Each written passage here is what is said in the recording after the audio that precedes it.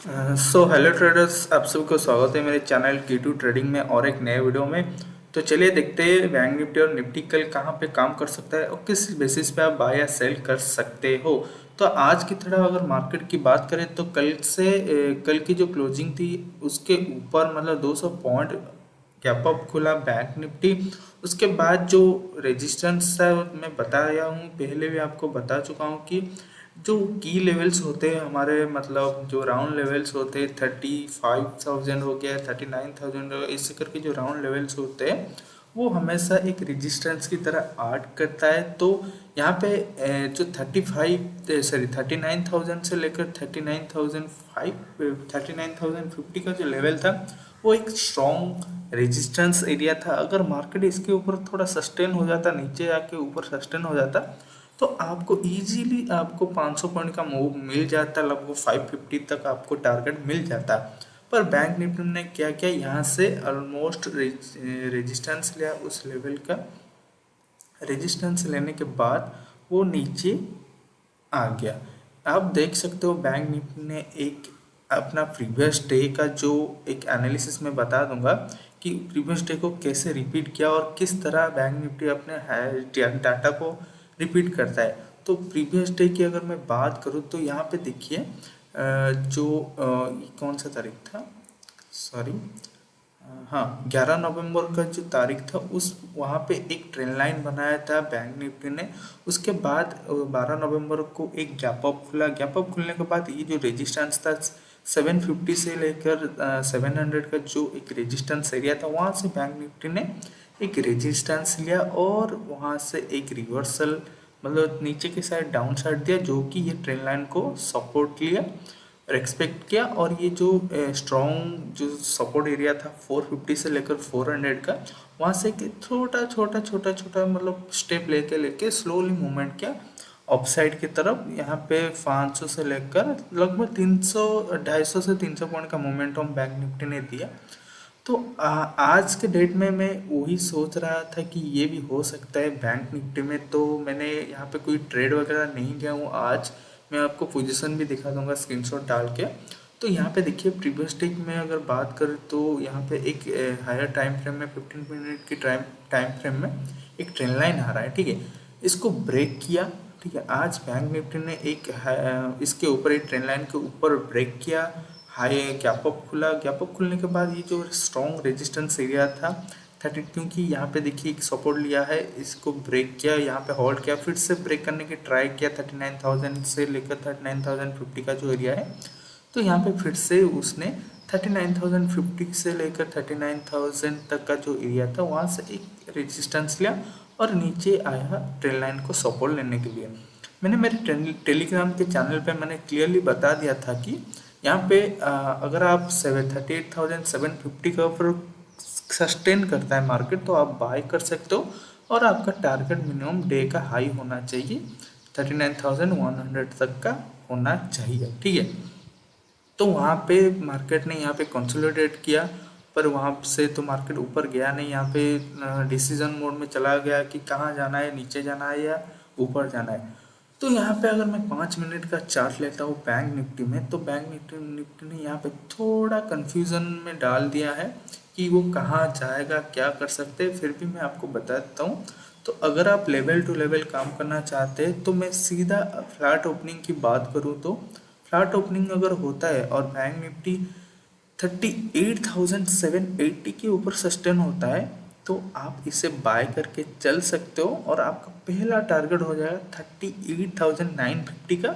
उसके बाद का टारगेट मैं आपको यहाँ पे मार्क कर देता हूँ। तो अगर 38,780 के ऊपर मार्केट सस्टेन होता है तो आप बाय करके चल सकते हो और आपका पहला टारगेट हो जाएगा ये जो हॉल्ट एरिया था। तो यहाँ तक का टारगेट मैं दे रहा हूँ आपको। फर्स्ट टारगेट 38,950 और उसके ऊपर टारगेट 39,120 का टारगेट आप लेके चल सकते हो। उसके ऊपर एक अच्छा खासा मोमेंटम हो सकता है, इसके ऊपर अगर सस्टेन होता है तो एक अच्छा खासा मोमेंटम हो सकता है 39,600 से लेकर 39,550 के तरफ हम निकल सकते हैं। अगर बैंक निफ्टी इस आज के जो डे लो है गैप अप पे हम दूसरा सिनारियो देखेंगे। अगर गैप अप खुलता है तो थोड़ा वेट कीजिए, प्राइस एक्शन बनने दीजिए। अगर गैप अप के बाद यहाँ पे प्राइस सस्टेन होता है 38,750 के आसपास सस्टेन होकर रिवर्सल, मतलब कोई चार्ट कैंडल स्टिक की रिजेक्शन पैटर्न बनाता है, तो यहाँ पे आप सी बाई कर सकते हो। और गैप जो फ्लैट ओपनिंग होके अगर आज के डे लो तोड़ता है तो आपको इजीली ये तक टारगेट मिल सकता है, 38,400 तक भी टारगेट मिल सकता है। उसके नीचे भी मार्केट जा सकता है, ठीक है। तो यहाँ पे गैप डाउन की सिनेरियो देख लेते हैं। गैप डाउन में देखिए, अगर ये गैप डाउन 38,650 के नीचे होता है तो आपको अवॉइड करना है, क्योंकि मार्केट यहाँ से 38,400 से लेकर 450 तक यहाँ से एक रिवर्सल ले सकता है, 450 या फिर ये वाला लो 38,370 से लेकर 38,400, ये आपका नो ट्रेडिंग एरिया रहेगा। यहाँ से एक रिवर्सल में देख रहा हूँ मार्केट का, तो ये वाला जो एरिया मैं बता देता हूँ, सॉरी एक सेकेंड। तो ये वाला जो एरिया मार्क कर दीजिए, नोट कर दीजिए, ये वाला एरिया मैं आपको नो ट्रेडिंग एरिया बताऊंगा, क्योंकि यहाँ से कोई मतलब ट्रेड मत कीजिए। अगर हो सकता है रिक्सी ट्रेडर हो तो आप इस एरिया पे एक रिवर्सल मतलब सी बाय कर सकते हो मार्केट को। थोड़ा यहाँ पे प्राइस एक्शन बनने दीजिएगा। कोई भी प्राइस एक्शन अगर अपर साइड में बनता है तो अब इस तरह का अगर प्राइस एक्शन बनता है तो आप बाय करके चल सकते हो, ठीक है। तो यहाँ पे हो गया बैंक निफ्टी का। तो अगर मैं यहाँ पे निफ्टी ओपन करता हूँ तो निफ्टी में एक मुझे ट्रेंड लाइन दिख रहा है, कोई मतलब चैनल बटन तो मैं यहाँ पे नहीं देख रहा हूँ, क्योंकि निफ्टी ने यहाँ पे जो ट्रेंड लाइन था उसको भी ब्रेक कर दिया है। यहाँ पे ये वाला जो ट्रेंड लाइन था इसको तो कल ही ब्रेक कर दिया था, 12 नवंबर को ब्रेक कर दिया था।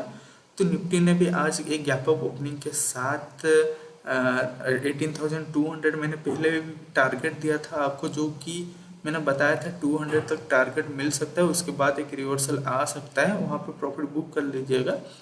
तो 18,200 यहाँ पे आज के दिन एक छोटा सा टाइम फ्रेम में अगर देखूँ, थोड़ा एक सेकेंड, तो यहाँ पे एक छोटा सा शॉर्ट टर्म के लिए ट्रेंड लाइन बना हुआ है मुझे जैसे लगता है। तो ये वाला ट्रेंड लाइन ब्रेक हो चुका है और इसको ये रिस्पेक्ट करने के लिए आया है। मार्केट क्लोज हो चुका है, देख सकते हो 3:45 हो चुका है।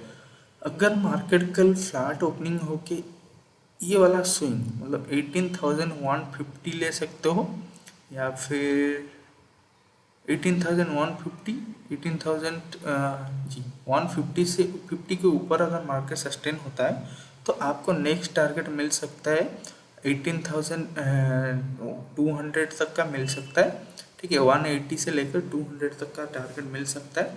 ये फ्लैट ओपनिंग की बात हो गया। फ्लैट ओपनिंग होकर अगर नीचे के साइड मैं आपको टारगेट बता दूँ, लेवल बता दूँ, 18,050 को ओवर तोड़ता है तो आपका नेक्स्ट टारगेट हो जाएगा 18,050 को। अगर 50 से लेकर 60 से लेकर 50 तक अगर मार्केट इस लेवल को तोड़ता है तो आपका नेक्स्ट टारगेट हो जाएगा 18,000 का। मैं लेवल भी आपको ड्रॉ करके बता देता हूँ।